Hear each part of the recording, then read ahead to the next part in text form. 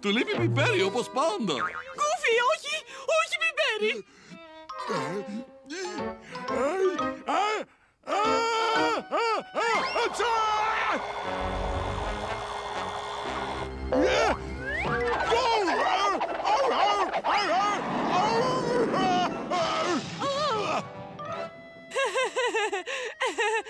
Ο Πιτ έχει πρόβλημα με το πολύ πιπέρι.